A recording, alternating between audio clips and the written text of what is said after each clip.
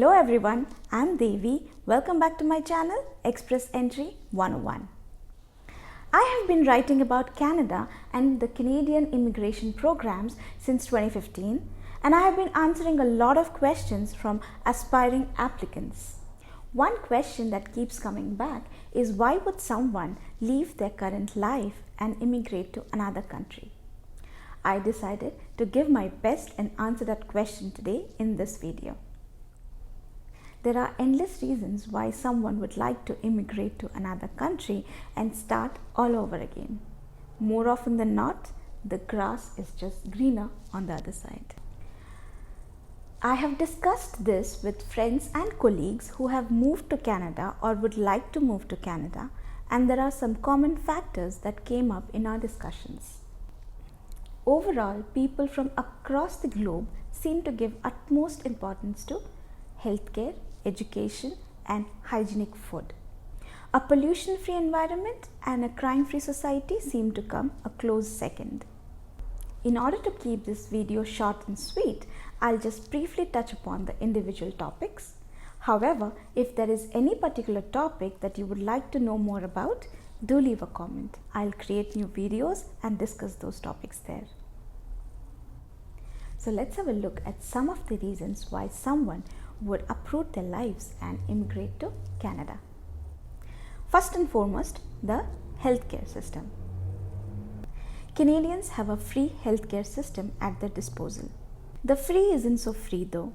All taxpayers contribute to the healthcare fund through their annual taxes. But the quality of the hospitals, doctors, medicines, etc. is extremely good and free. Life is treated with utmost respect and care. And the elderly are not forgotten. Before coming here, I was not used to seeing so many elderly people on the streets or on the transit system.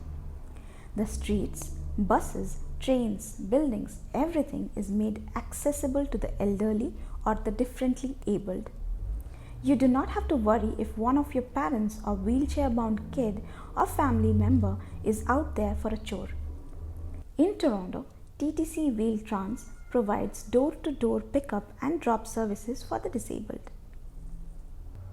Next comes the childcare system. The government provides a tax-free monthly payment to families to help them with the cost of raising children under 18 years of age. The exact amount depends on the parents' annual income. This relieves some pressure off the parents to a reasonable extent. It also helps that public education is free. Most parts of a child's early education is publicly funded. Of course, this means it is paid for from the taxpayer's contribution. But isn't that how a civilized society should function? Coming to how a civilized society should function, corruption plays a big part in eroding the rights of common people and making everyday life difficult. You might read about corruptions in the higher ranks, favors extended towards legal tenders, etc. However, you will most probably never face any of it personally.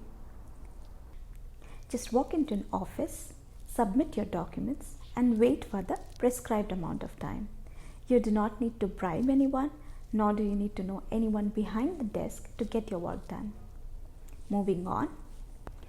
Although all cities have their own problematic nooks and corners that you should avoid, in general, Canada is a very low crime country. Be it any time of the day, you can be out safe. Unlike our neighbors to the south, we do not have an out-of-control gun culture, and we believe we are happy that way. Although salary packages in general are not very high and the cost of living in general are not very low, still Canadians enjoy a fairly comfortable standard of life. Moving on, this is especially for people who love to travel. A Canadian passport gives you access to visa-free travel to 170 countries. Just book your tickets and hop on. Like they say, the world is your oyster. The next point ranks fairly high on my personal list. As a first-generation immigrant, the option to bring in my family means a lot to me. Canada loves to reunite you with your family. Currently, you can apply for a 10-year multiple entry Supervisa or a PR for your parents and grandparents. The hugely successful Express Entry program awards 15 points for having siblings in Canada. Next on, a topic very close to my heart, food. My spouse and I love food and hope to try every possible cuisine known to man. After coming to Canada, we were exposed to real wonderful food from all over the world. Toronto hosts food festivals all through the summer, and it is a delight to meet, greet and dine with such multicultural audience. It's a real awesome treat for your taste buds. Finally, we have a point that ranks very high on the list of all my friends and fellow Canadians. We are extremely happy and grateful for the clean natural resources we have at our disposal. Clean air and clean water is something that most Canadians take for granted. The beautiful conservation areas, recreational parks, and pristine waterfalls are a joy to the beating heart. The government takes ample measures to take care of these resources, and I feel happy to see people making similar efforts as well.